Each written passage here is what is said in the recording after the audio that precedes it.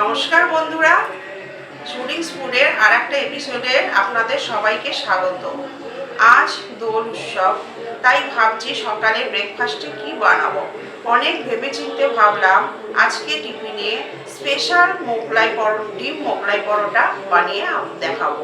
তো চলুন ডিম মোগলাই পরোটা কিভাবে বানাতে হয় সেটাই আপনাদের দেখাই। প্রথমে আমি ময়দাটা মেখে নিয়েছি, কিভাবে মাখলাম সেটা আপনাদের বলে দিলাম। প্রথমে আমি ময়দার মধ্যে নিয়েছি সাদা তেল, বেকিং পাউডার, নুন, চিনি, দুধ। এই দিয়ে 1 ঘন্টা আমি মেখে রেখে দিয়েছি। এরকম 1 ঘন্টা মেখে রেখে দেওয়ার পরে ময়দাটা এরকম সফট হয়ে গেছে। দেখুন আপনারা কি সুন্দর ময়দাটা মাখা হয়েছে। এর সাথে সাথে আমি নিয়েছি ডিম, পেঁয়াজ কুচি, টমেটো কুচি, লঙ্কা কুচি, চাট মশলা, গোলমরিচের গুঁড়ো, নুন আর সাদা তেল। দেখুন কিভাবে এটা বেলা হচ্ছে। প্রথমে একটু এই রকম বড় বড় লেচি নিতে হবে, না হলে বেলতে খুব অসুবিধা হবে।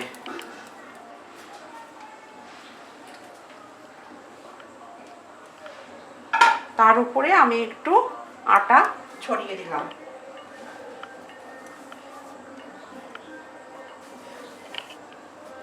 তারপরে এইরকম লম্বা করে বেলতে হবে। ডিজাইনটা একটু অন্য রকম হবে, না হলে কিন্তু ডিম পরোটা বানানো যাবে না। এই রকম করে নিয়ে মাঝখান থেকে একটু এই রকম ডিজাইন করতে হবে। আপনারা দেখে নিন, এই রকম ডিজাইন করতে হবে। করে তারপরে ওটার মধ্যে একটু তেল দিতে হবে। এই যে এইরকম একটু তেল দিতে হবে, দিয়ে জিনিসটা ঠিক এই রকম মুড়ে দিতে হবে। মুড়ে একটুখানি চেপে দিতে হবে যেন বেলাটা খুব ভালো মতন যায়। এইবারে দেখুন আমি কিভাবে বেলছি।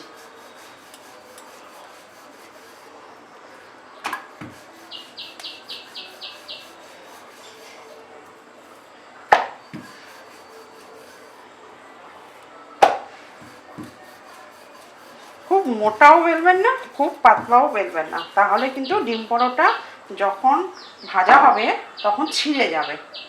দেখে নিন আমি কিভাবে বেলেছি। এই জায়গাটা একটু ডিজাইন হয়েছে, আর এই জায়গাটা একটু একটার উপরে আর একটা ফোল্ড করা হয়েছে। ডিম পরোটাটা ফ্রাই প্যানে দিয়ে দিলাম। এটা একটু ধিমে আঁচে করতে হবে, করলে আপনি এক সাইড উঠে আসবে। তারপরে ডিমের পুরো গোলাটা এর মধ্যে দিতে হবে।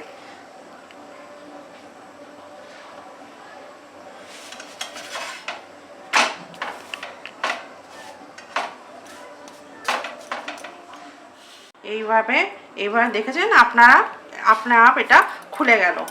এবারে আমি ডিমের গোলাটা এর মধ্যে দিয়ে দেবো।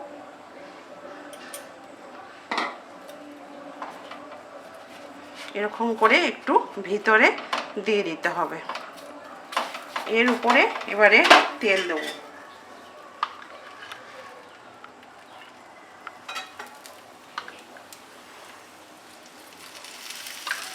তেল দেওয়ার পরে একটু চেপে চেপে জিনিসটা দিতে হবে, যাতে ভিতরে একভাবে পুরো ডিমটা সেট হয়ে যায়।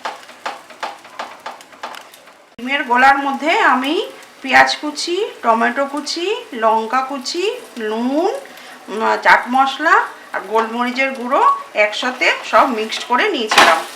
তারপরে এই ময়দার মধ্যে এটা আমি দিয়ে দিলাম। এবারে দেখুন আস্তে আস্তে হবে আর জিনিসটা কত ফুলবে। একটু চেপে চেপে করতে হবে, না হলে ভিতরে একদম কাঁচা থেকে যাবে।